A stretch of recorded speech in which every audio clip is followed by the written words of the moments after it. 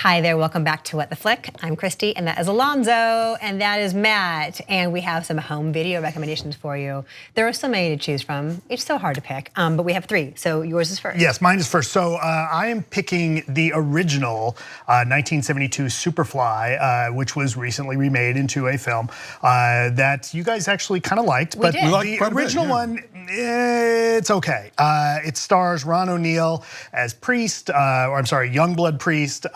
Same story, he's a cocaine dealer, he wants to get out of the life, make enough money, make a big score, and get out. And this, like a lot of those movies of the era, the blaxploitation movies were quite often made by primarily, or at least funded by, white distributors and production houses, although this is directed by Gordon Parks Jr., whose father directed Shaft.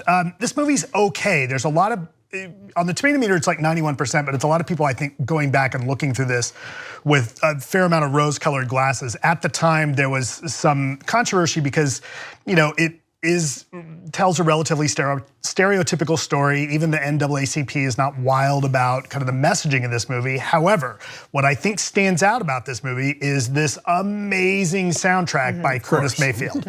Legendary soundtrack, and it really, even though the movie is not ideal, it's not a perfect movie, it's worth watching just to see the soundtrack music in context of what's happening in the movie.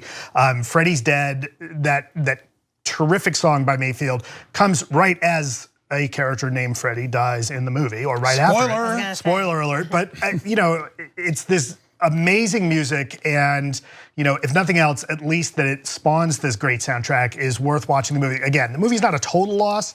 Ron O'Neal's in this, who you don't really see in anything major until much later. He's in Red Dawn as one of the Cuban colonels. But anyway, this one's worth checking out, again, mainly because the soundtrack's amazing. I think this is one of the movies of historical interest, certainly. Yes. And there's a really cool montage in the middle where Parks, and I'm not sure, I don't know if I'm getting this confused with Parks and Parks Jr.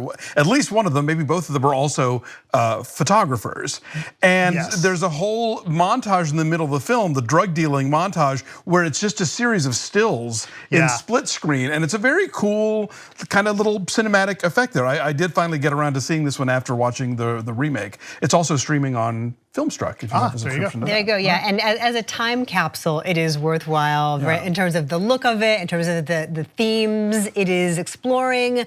Pre-Disney New York. Right, pre-Giuliani New York, blacks in Harlem, whole Pimpmobile thing kind of stems from this movie, because the Cadillac he's driving was owned by a hustler that was local, and they borrowed it, and the idea of the very overly ostentatiously tricked out Cadillac got a lot of play in this movie first. So that's kind of what started, or at least nationally started that trend. Yeah, the remake is really different. I mean, the bones of it are kind of the same, but like the location and just the theme of it and what they're fighting for is really different. So the relationships between him and his two ladies. There you go. Yes. All right. My pick this week: Criterion Collection is putting out John Waters' Female Trouble in a new 4K digital restoration. One of the great Divine performances, one of the great John Waters movies. Really kind of brings together a lot of his favorite themes. Dawn Davenport is a trashy young teenager who runs away from home when she doesn't get cha-cha heels for Christmas, falls in with criminals, becomes a crime / model, even after her face is scarred with acid. It's a crazy, crazy movie, but Divine is playing it to the hilt, and it's just, this is the pure essence of John Waters in action. I've written a book about gay film and a book about Christmas movies, and this is the only one to be in both.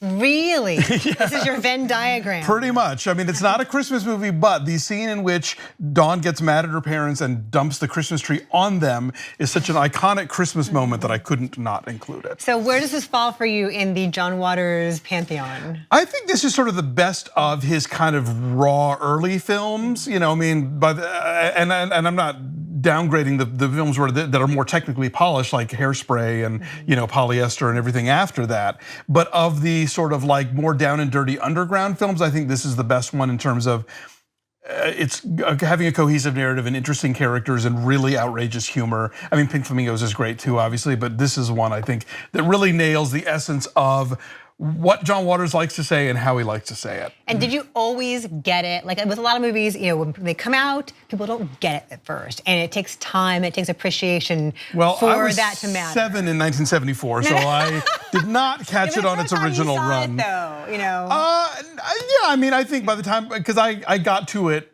late, like I think I by the time I had access to seeing his stuff on VHS or whatever, like I had already seen Hairspray, I had already seen Pink Flamingos, so I knew where it fell in the pantheon. So yeah, I mean, I got it right away. I'm sure, there was no doubt a learning curve for audiences between then and now, but I think now it's sort of acknowledged as his movie. And again, he really kind of, a thing that he always saw coming was this notion of how we glamorize criminals or how we glamorize the infamous, and how they then, achieve a certain amount of fame that they then try to exploit in whatever way. Not unlike Superfly.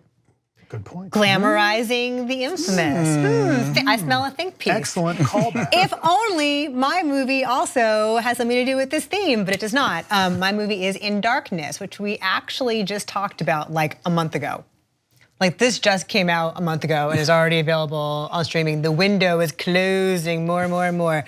But I was really impressed by the tone in this and the tension and the fact that it really keeps you guessing the entire time.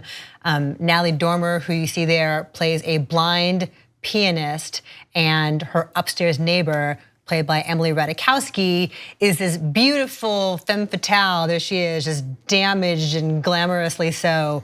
And one night she dies very, very mysteriously.